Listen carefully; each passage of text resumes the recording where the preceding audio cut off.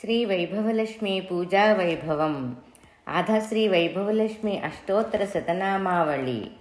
ఓం ప్రకృత్యై నమః, ఓం వికృత్యై నమః, ఓం విద్యాయై నమః, ఓం సర్వభూతహితప్రదాయై నమః, ఓం శ్రద్ధాయై నమః, ఓం విభూత్యై నమః, ఓం సౌరభ్యై నమః, ఓం పరమాత్మికాయై నమః, ఓం వాచయే నమః, ఓం పద్మాలయాయ నమః, ఓం పద్మయై నమః, ఓం శుచయే నమః, ఓం స్వాహయై నమః, ఓం స్వధాయై నమః, ఓం సుధాయై నమః, ఓం ధన్యాయై నమః, ఓం హిరణ్మయై నమః, ఓం లక్ష్మ్యై నమః, ఓం నిత్యపుష్టాయై నమః, ఓం విభవత్యై నమః, ఓం ఆదిత్యై నమః, ఓం దిత్యై నమః,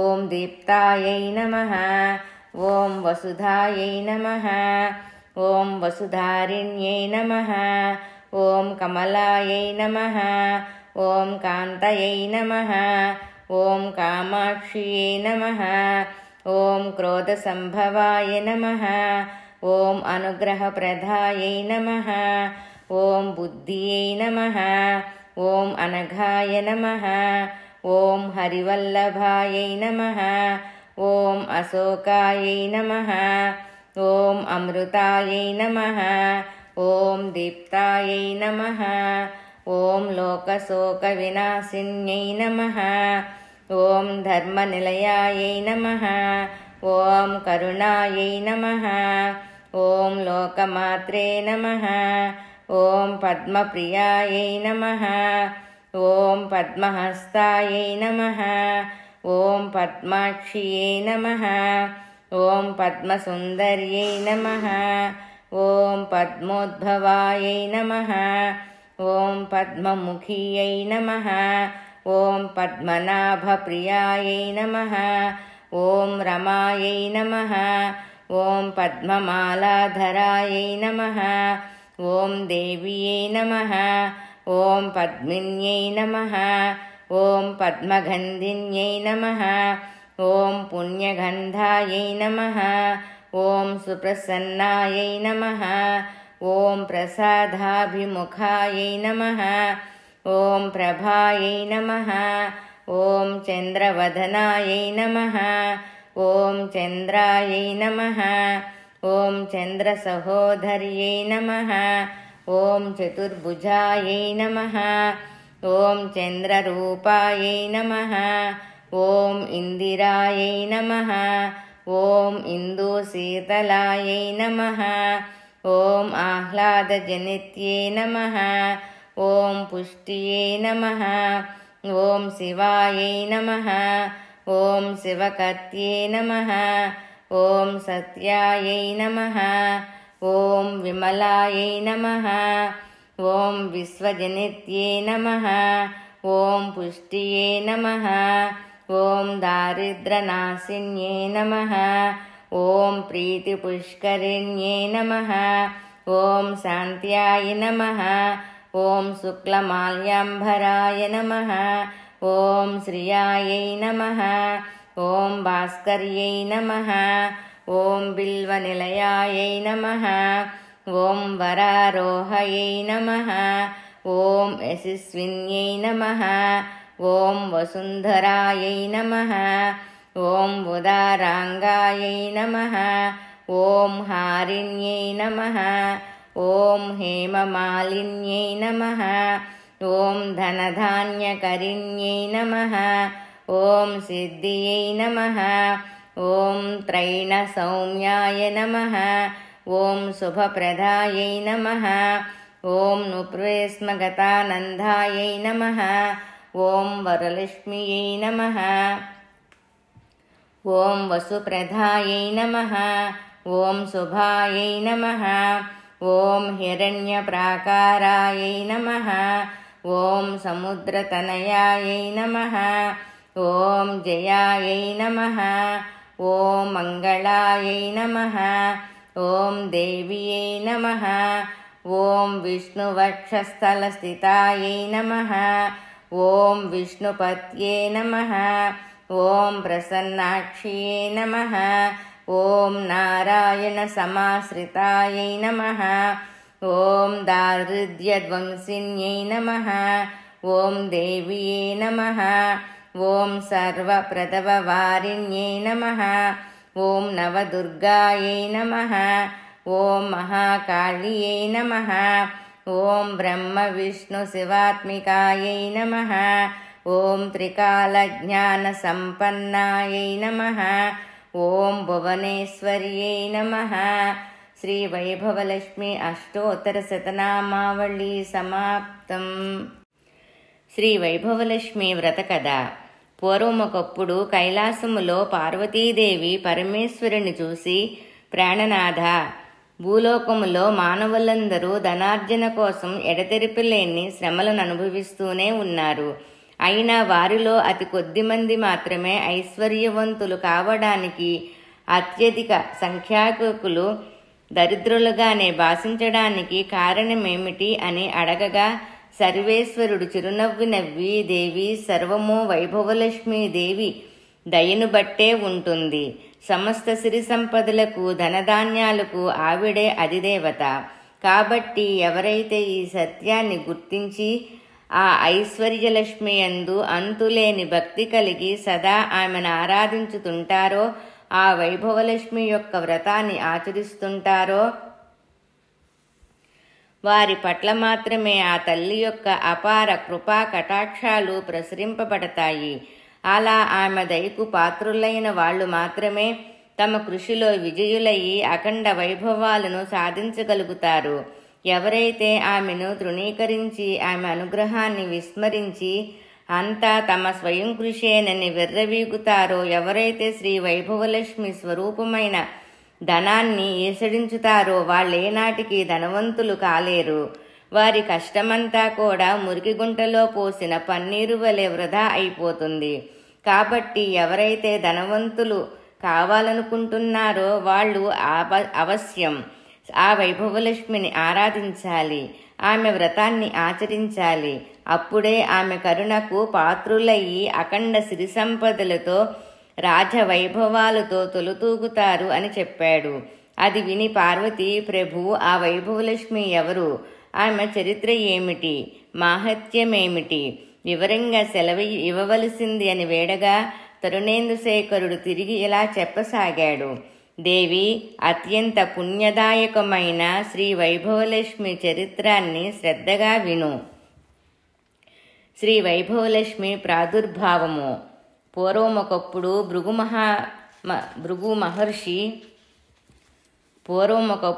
భృగు మహర్షి ఆ పరాశక్తి కోసం తపించాడు.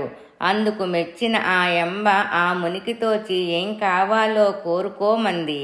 భృగువామెకు నమస్కారములు సమర్పించి, తల్లి, ఈ ప్రపంచం మొత్తం 3 ముఖ్య అవసరాలపై నడుస్తోంది: శక్తి, యుక్తి, భుక్తి.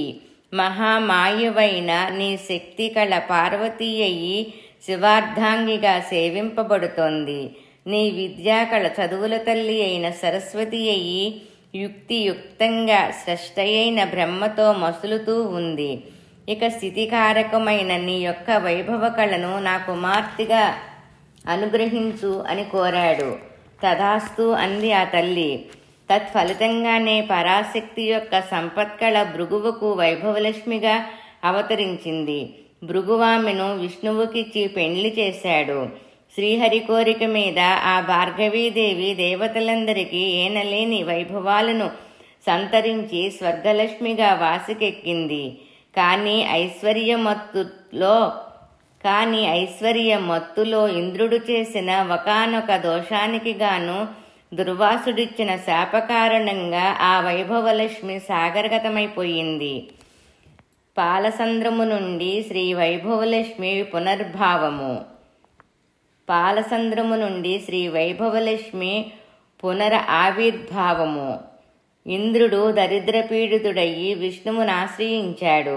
భార్య విరాహతప్తుడైన విష్ణువు కూడా తగు రీతిన ఆలోచించి లక్ష్మీమయమైన క్షీరసాగరాన్ని మదించటం వల్లనే పునఃలక్ష్మి కలుగుతుందని చెప్పాడు. ఆ కారణంగా దేవాసురులు మందరగిరిని కవ్వంగాను, వాసకి అనే మహాసర్పాన్ని కవ్వపు త్రాటిగాను మార్చి క్షీరసాగరాన్ని మదించగా వైభవలక్ష్మి పునః ఆ సముద్రం నుంచి ఆవిర్భవించి లోకాలను కరుణించింది. ఆ సమయములో ఇంద్రాదులు చేసిన ప్రార్థనలను మన్నించి ఆ తల్లి 8 మూర్తులుగా భాషించింది. ఆ 8 మూర్తులే అష్టలక్ష్మీదేవులు. ఆదిలక్ష్మి, ధాన్యలక్ష్మి, ధైర్యలక్ష్మి, గజలక్ష్మి, సంతానలక్ష్మి, విజయలక్ష్మి, విద్యాలక్ష్మి, ధనలక్ష్మి. ఈ 8 మూర్తులలోనూ సర్వశ్రేష్టమైనదే ధనలక్ష్మీదేవి. ఆమెనే ఐశ్వర్యలక్ష్మి, వైభవలక్ష్మి అనే పేరులతో కూడా పిలుస్తుంటారు. అన్నాళ్ళు భార్గవిగా పేరొందిన ఆమె క్షీరసాగర మదనానంతరం క్షీర సముద్రరాజ తనయగా కూడా పేరు పొందింది. వైభవలక్ష్మి కోల్హాపురమేగుట. సర్వ ఐశ్వర్య ప్రదాయిని అయిన ఈ తల్లి మహా అభిమాని. ఆమె యందు రవ్వంత అపచారం జరిగినా మన్నించదు. అందుకో ఉదాహరణ చెబుతాను విను. పూర్వం త్రిమూర్తులలో ఎవరు సాత్వికులో పరీక్షించేందుకు ఋషులందరూ కలిసి లక్ష్మీదేవి తండ్రి అయిన భృగువును నిర్దేశించారు. తత్కారణంగా భృగువు ముందుగా సత్యలోకానికి, తర్వాత కైలాసానికి వెళ్ళి శివ బ్రహ్మలిద్దరినీ తిరస్కరించి వారిని శపించి చివరగా వైకుంఠాన్ని చేరాడు. ఇక్కడ లక్ష్మీనారాయణలిద్దరూ పాచికలాటలో ఉండిపోయి భృగువును గమనించనూ లేదు, ఆహ్వానించనూ లేదు. అందుక ఋషి కోపించాడు. ఆ రమామాధవులిద్దరూ తనకు కూతురు అల్లుడు కావటం వలన మరింత ఆగ్రహించి విష్ణువు యొక్క వక్షస్థలాన తన్నాడు. అయినా విష్ణువు కోపించకుండా అతి శాంతంగా భృగువును ఆరాధించి ఆయనను శాంతపరిచి పంపేశాడు. కానీ అందు నిమిత్తమయ్యి అమ్మవారు మాత్రం అలిగింది. తన నివాస స్థానమైన విష్ణు వక్షస్థలాన్ని తన్నిన భృగువు మీద, ఆ భృగువును శిక్షించకుండా వదిలిన శ్రీహరి మీద కూడా అలిగి వైకుంఠాన్ని వదిలిపెట్టి వెళ్ళిపోయింది. స్వీయాభిమానం కోసం భర్తనైనా సరే వదులుకోగలదా తల్లి? అలాగని భక్తులను మాత్రం వదలదు సుమా. భక్తులంతా ఆమె బిడ్డలే కదా. బిడ్డల దోషాన్ని తల్లి క్షమిస్తుంది. ఆ విధంగా వైకుంఠాన్ని వదిలి భూలోకములో తనను ఆరాధించే భక్తకోటి ఉద్ధరించేందుకయ్యి కోల్హాపురం వేంచేసింది. శీల, సుశీల, గుణశీల, విశాలల కథ. పార్వతి భక్త సులభ, అత్యంత కరుణామయి అయిన ఆ తల్లి లీలలు ఎన్ని చెప్పినా తనివి తీరవు. ఉదాహరణకొక కథ చెబుతాను విను. చాలా కాలం పూర్వం ప్రతిష్టానపురములో శీల, సుశీల, గుణశీల, విశాల అనే 4 అక్కా చెల్లెళ్ళుండేవారు. శ్రీ వైభవలక్ష్మి భక్తులైన ఆ 4 కన్యలకు ఉన్న ఊరిలోనే ఉన్నత వంశ సంజాతులైన 4 యువకులతో వివాహములు జరిగాయి. ఈ పిల్లలు అదృష్టమా అన్నట్లు వారి భర్తలు 4 కూడా వివిధ వృత్తుల ద్వారా చక్కని సంపాదనలు కలిగి ఆస్తిపరులయ్యి ఆరోగ్యవంతులయ్యి విరాజిల్లేవారు. కానీ రాను రాను వారిలో అహంకారం తలెత్తింది, దైవచింతన తగ్గింది. శ్రీ వైభవలక్ష్మీదేవి అనుగ్రహాన్ని విస్మరించి అంతా తమ ప్రయోజకత్వమేననుకున్నారు. మహాపండితుడైన శీలభర్తకు తన పాండిత్యం వల్లనే ప్రపంచం తనని గౌరవిస్తుందనే గర్వం కలిగింది. ఇందులో లక్ష్మీదయ ఏముంది? నా నోట్లో విద్య ఉంది. ఎంత గొప్పవాళ్లైనా నాకు డబ్బులిచ్చి సన్మానించక ఏం చేస్తారు అని భావించాడు. తదాది అందరినీ నిర్లక్ష్యం చేయసాగాడు. ఎంతటి ధనవంతులైనా బలవంతులైనా తన విద్య ముందు బలాదూరేనన్నాడు. అందుకు అలిగింది వైభవలక్ష్మి. అతనికి గుణపాఠం చెప్పదలిచింది. అంతటితో అతని సంపాదన పడిపోయింది. అతని పాండిత్యానికి విలువ లేకుండా పోయింది. సంపాదించినదంతా ఖర్చయిపోయి చిరిగిన వస్త్రాలతో మిగిలాడతను. అతని దారిద్ర్యం అతనిని సమాజానికి దూరంగా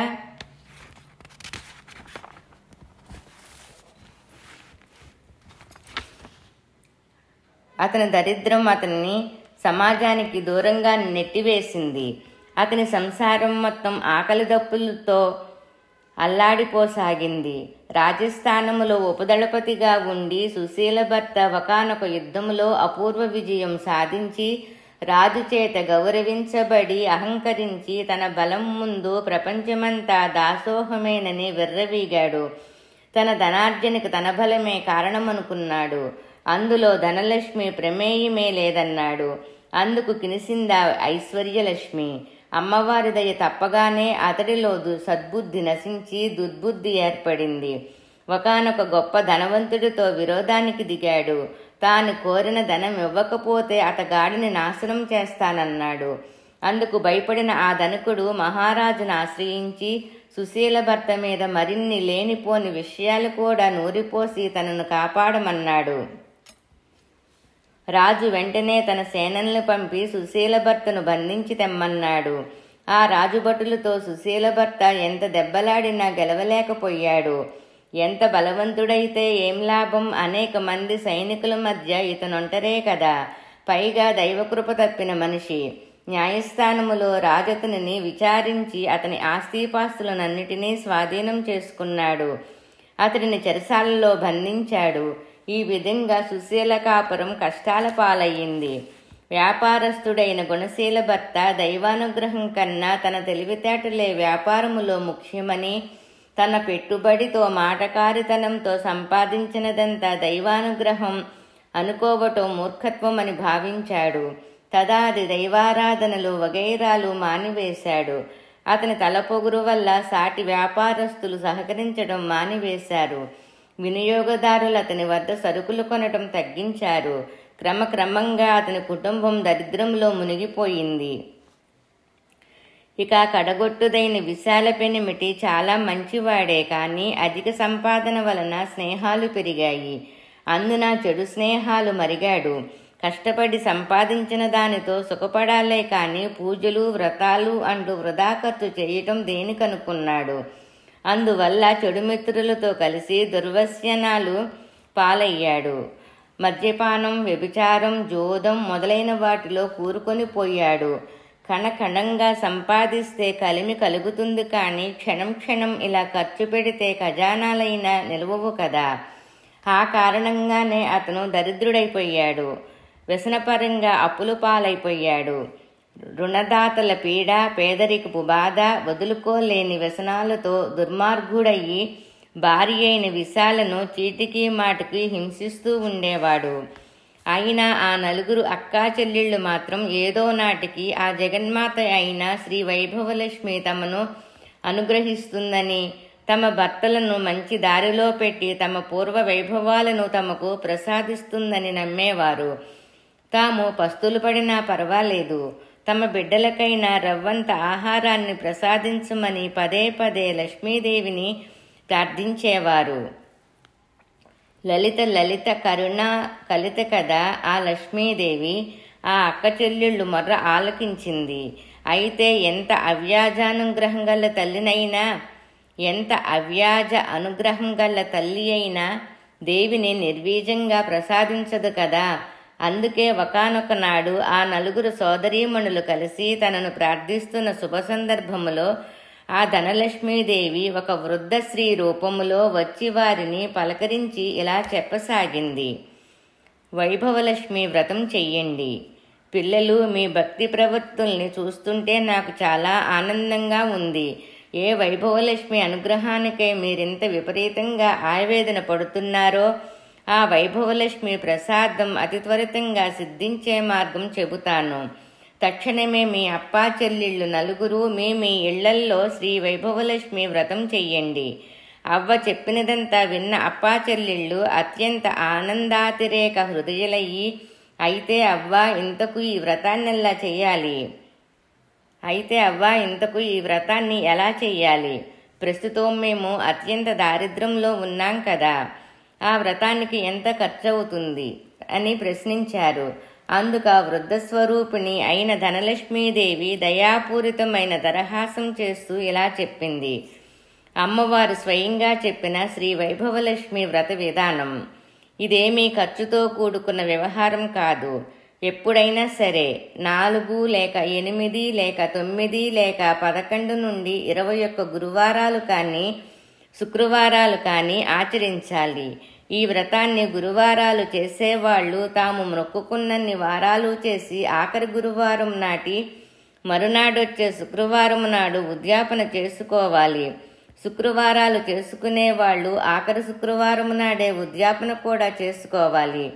ముందస్తుగా మీకు తోచిన గురువారం నాడు కానీ శుక్రవారం నాడు కానీ ఉదయమే కాలకృత్యాలు తీర్చుకొని ఇంటిని శుచి శుభ్రాలతో తీర్చిదిద్దుకొని తలంటు పోసుకొని, అమ్మా వైభవలక్ష్మి తల్లి, ఈరోజు మొదలు ఇన్ని గురువారాల పాటు లేదా ఇన్ని శుక్రవారాల పాటు నీ వ్రతాన్ని ఆచరిస్తాను. నాకు తగిన శక్తిని ప్రసాదించు. నేను చేసే ఈ వ్రతంతో సంతృప్తురాలువయ్యి నా వాంఛలు నెరవేర్చు అని నమస్కరించుకోవాలి. ఆ రోజంతా ఉపవాసం ఉండి ఆ సాయంత్రం సూర్యాస్తమయం తర్వాత పూజ చెయ్యాలి. ఈ వ్రతానికి ఖర్చు కన్నా శుచి శుభ్రతలు సదాచార పాలనము చాలా ముఖ్యం. యత్రభ్యాగ్యత దాసమానచరణ ప్రక్షాళనం భోజనం సస్సవాసితు దేవతార్చన విధి సత్యం గవాం పాలనం ధాన్యనామపి సంగ్రహన్ సకలహచ్చితాతు రూపప్రియ దృష్టిం ప్రసారవసామి తత్రస్తదేతరః నిష్ఫల అని ఆ వైభవలక్ష్మీదేవియే స్వయంగా చెప్పింది. అంటే ఏ ఇంటిలో వారైతే అతిథి అభాగ్యుతులను అభాగ్యుతులకు దాసులు వలె ఉండి వారి పాదాలు కడిగి ఆ తీర్థం శిరసున చల్లుకొని తమ కన్నా ముందుగా వారికి భోజనాదులు నేర్పరిచి తదనంతరం సేనాదులు చేస్తుంటారో, ఏ ఇంట దేవతలు సదా అర్చింపబడుతూ ఉంటారో, ఏ ఇంట అసత్యం పలకరో, ఏ ఇంట గోపూజ జరుపుతుంటారో, ఏ ఇంట దానం జరుగుతుందో లేదా దానం చేసేటంత సమృద్ధిగా ఉంటుందో, ఏ ఇంటిలోని వారు పరుల పట్ల శత్రుభావం లేకుండా ఉంటారో, ఏ ఇంటి ఇల్లాలు నిరాడంబరయ్యి నిత్య సంతోషిగా ఉంటుందో ఆయా ఇండ్లల్లో నేను సుస్థిరనై ఉంటాను అని అర్థం. కాబట్టి సదాచారాన్ని శౌశల్యాన్ని పాటించాలి. ఇక పూజ ప్రారంభించవలసిన సాయంత్రం సూర్యాస్తమయం తర్వాత తూర్పు లేదా ఈశాన్య దిశలో శుభ్రంగా అలికి పంచవర్ణాలతో కానీ లేదా బియ్యపిండితో కానీ అష్టదళ పద్మాలు మొదలైన ముగ్గులు పెట్టి వాటి మీద నూతన వస్త్రం చతురస్రంగా పరిచి ఆ వస్త్రం మీద తగినన్ని బియ్యం పోసి చతురస్రంగా నెరిపి దాని మీద బంగారు వెండి రాగి చెంబును కలశంగా అమర్చి అందులో 4 వైపులా 4 తమలపాకులు కానీ లేదా మామిడి రొబ్బలు కానీ ఉంచాలి. వాటి మీద ఒక కొబ్బరికాయను దాని మీద ఒక రవికల గుడ్డను ఏర్పరిచి ఆ మీదట ఒక ఎర్రని పువ్వును పాత్రలో ఉంచి అందులో ఒక బంగారం లేదా వెండి నగను ఉంచాలి. అందుకు కూడా శక్తి లేని వాళ్ళు ఆ సమయానికి చలామణిలో ఉన్న ద్రవ్యం యొక్క శ్రేష్టతను అంటే 1 రూపాయి కాసు అయినా ఉంచాలి. నేతితో దీపాన్ని వెలిగించి అగరవత్తులతో దీపం వెయ్యాలి. అమ్మాయిలు అమ్మవారికి లక్ష్మీ గణపతి అన్న శ్రీచక్రం అన్న చాలా ఇష్టం. కాబట్టి ముందుగా లక్ష్మీ గణపతిని శ్రీచక్రాన్ని పూజించి అనంతరమే వైభవలక్ష్మిని అర్చించాలి. పూజలో తీపి పదార్థాన్ని నివేదనం చెయ్యాలి.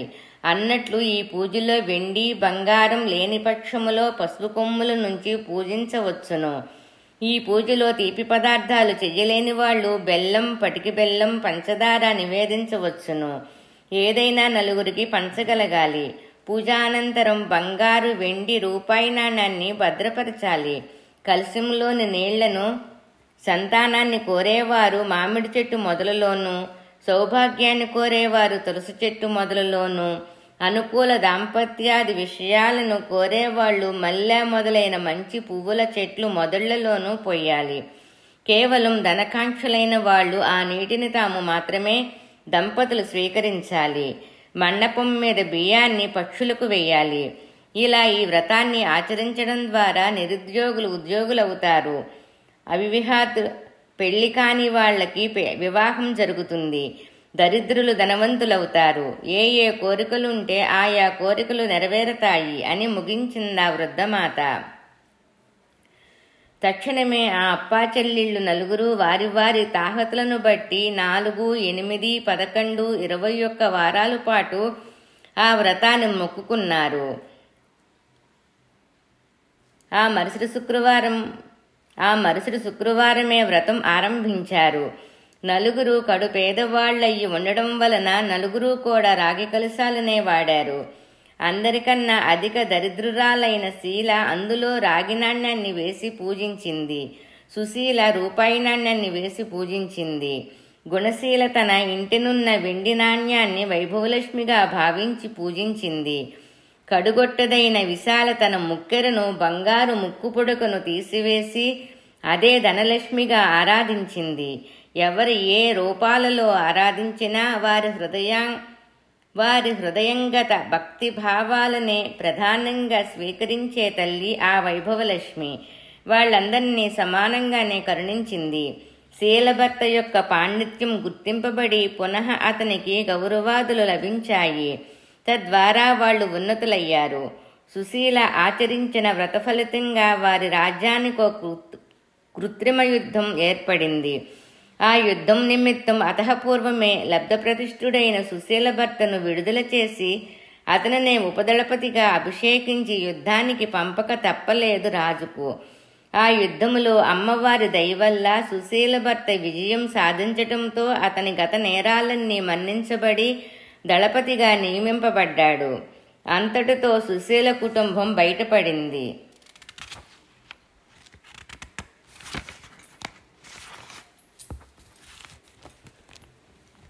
అకస్మాత్తుగా ఏర్పడిన వ్యాపారంలోని మార్పుల వలన కొన్ని ప్రత్యేకమైన దినుసులు ఎగుమతి దిగుమతుల విషయములో గుణశీల భర్త అయిన వ్యాపారి వెలుగులోనికి వచ్చాడు. ఇతర వ్యాపారస్తులందరూ అతనినే ఆశ్రయించారు. సహజంగానే వ్యాపారి అయిన గుణశీల భర్త అవకాశాన్ని వినియోగించుకున్నాడు. తద్వారా వారి కుటుంబం పూర్వవైభవాన్ని పొందింది. ఇక కడగొట్టుదైన విశాల వ్రతారంభం చేసిన దాదీగానే అమ్మవారి కరుణాప్రసారం ప్రారంభమైంది. ఆమె భర్త వారం విడిచి వారంగా వ్యభిచారం, జోదం, మద్యపానం వంటి వ్యసనాలన్నిటినీ మానుకున్నాడు. ఇక తన భార్యాపిల్లల పట్ల ప్రత్యేక శ్రద్ధతో యథాపూర్వకంగా సుఖించసాగాడు. కాబట్టి స్త్రీలు కానీ పురుషులు కానీ ఆబాల గోపాలమెవ్వరూ తనను పూజించినా సరే తక్షణమే కరుణించి ఉద్ధరించే తల్లి వైభవలక్ష్మి. ఈనాడు మనం చేసిన పూజల వలన ఆమె సంతుష్టురాలగునుగాక. శీల, సుశీల, గుణశీల, విశాలల కుటుంబాలను కాపాడినట్లే ఆ తల్లి మనలను కూడా రక్షించుగాక. ఏవం శ్రీ వైభవలక్ష్మి వ్రత కథ సంపూర్ణం. కథానంతరం పూజలోని అక్షింతలు తలపై వేసుకోవాలి. వచ్చిన వాళ్ళందరికీ అకాల మృత్యుహరణం సర్వవ్యాధి నివారణం సర్వైశ్వర్యప్రదం స్థిరం శ్రీ వైభవలక్ష్మీ పాదోదకం శుభం అనే మంత్రంతో తీర్థం ఇచ్చి ప్రసాదాలు పంచిపెట్టాలి. ఆఖరణ తాము తమ ఇంటి వారితో కలిసి ముందుగా అమ్మవారి ప్రసాదం భుజించి అనంతరం భోజనాదులు పూర్తి చేసుకోవాలి. శ్రద్ధాభక్తులతో ఆచరిస్తే తక్షణమే మహిమ చూపే శ్రీ వైభవలక్ష్మి వ్రతాన్ని అందరూ ఆచరించి తరించెదురుగాక. శ్రీ వైభవలక్ష్మి వ్రతం సంపూర్ణం.